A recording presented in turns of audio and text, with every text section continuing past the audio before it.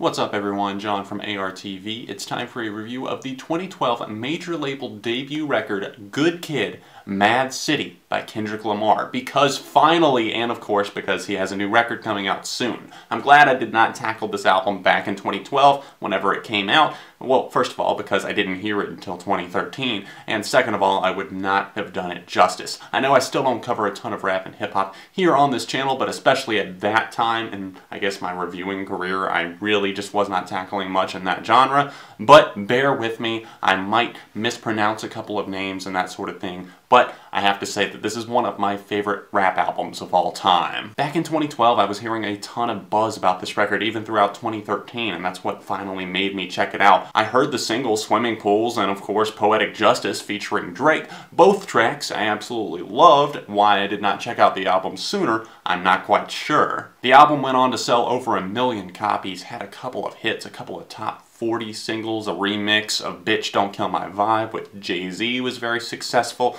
Really into that track as well. It's got kind of a weird flow about it, but I really get into it. Overall on this record, what I like most is the way that Kendrick tells his story. You have to pay close attention to these songs to really truly appreciate everything. I know I say that, and other people will say that about certain things, but seriously, this project, it probably will not make much sense to you if you aren't reading along or else don't know the story behind it. The storytelling here is absolutely remarkable, with Kendrick, aka K-Dot, kind of recalling an incident or a time period in his life through the eyes of a friend, a family member, or himself. There's a story connecting these songs, whether it be through extra voicemails or else reenactments of scenarios that occurred whenever he was a child growing up on the streets of Compton, California, and just real emotion. That's what you're gonna find packed all throughout this album and just layered so densely. I believe the album's narrative is kind of told from the point of view of current, or at least 2012, Kendrick kind of looking back and seeing and recalling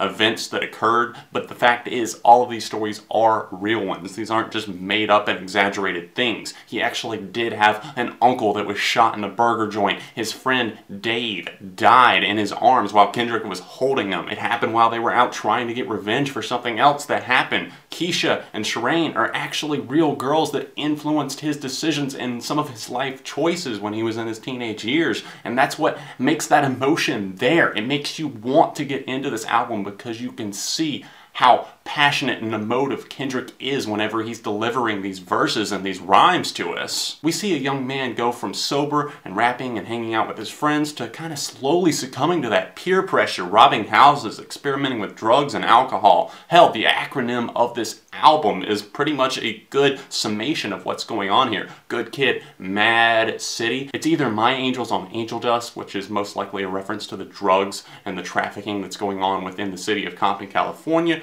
or of course, My Angry Adolescents Divided. Both are pretty much equally fitting, as is the production for this record. It's often very atmospheric and moody. It's light. It features guitar samples that are kind of broken up and stuttered all throughout the song. It has these light synthesizers and this other 90s leaning production that is complimentary of Dr. Dre, who executive produced this album. I think the beats are undeniably fitting for Kendrick's style and his delivery here on this album. Not to say that he's always laid back, he definitely does get more aggressive on some of these tracks, which I'll get to in just a second, but I feel like a lot of the time he kind of channels a slower pace just to make sure that we are understanding and hearing the story clearly. Now, like I said, he's not always in that zone, if you will, and I think a prime example of that is Backstreet Freestyle, which is one that kind of strays from the path, the narrative that's going on throughout this album, and just kind of focuses on hanging out with his friends and trying to impress each other. It's not done in an unlikable way, and of course it's kind of looking back, it's something he did as a teenager. They sat there and just kind of rapped back and forth, traded rhymes with each other, and this song is all about just women,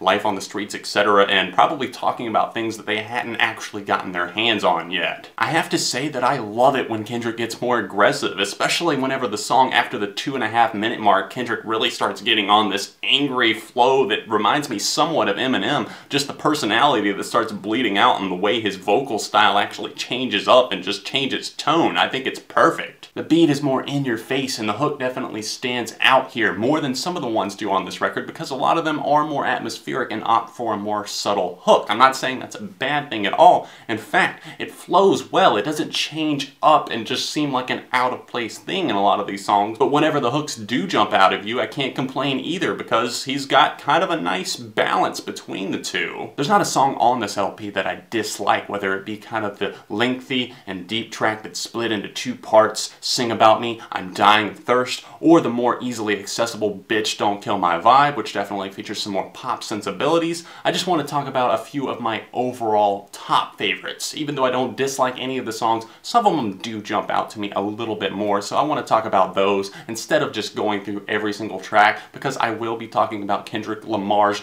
new record very, very soon. Swimming Pools is a track that stuck with me over the past couple of years, featuring this dark but still slick production work, kind of a grabbing hook once again, and of course a tormented MC. It shows Lamar kind of battling against his own conscience, saying, hey, maybe I do have a problem with alcohol, maybe it's time to get some help. I'm also a huge fan of the track Money Trees, which features his Top Dawg label mate J-Rock. This track starts off with Kendrick recapping some of the events that have already occurred up to this point in the record, name-checking a few of the other characters that we've seen up to this point, and I shouldn't call them characters because they actually are people, but for the sake of this review, just bear with me. He does do that recap and of course kind of foreshadows some of the events that are to come, most notably the line, everybody gonna respect the shooter, but the one in front of the gun lives forever. Violence and tragedy have affected this rapper's life in so many different ways. Of course, he actually grew up in one of the roughest cities in the United States. This line almost sticks out to me more than anything else here on this record. His uncle was gunned down in a burger joint, his friend Dave died in his arms, and then of course he had the survivor guilt from that, and then Dave's brother was kind of haunting Kendrick as well, kind of blaming him for the death of Dave. Some of the names here on the record are censored out. You can hear a few beeps on various tracks here on the album, and from what I understand, that's because he thinks he knows who possibly killed his friend,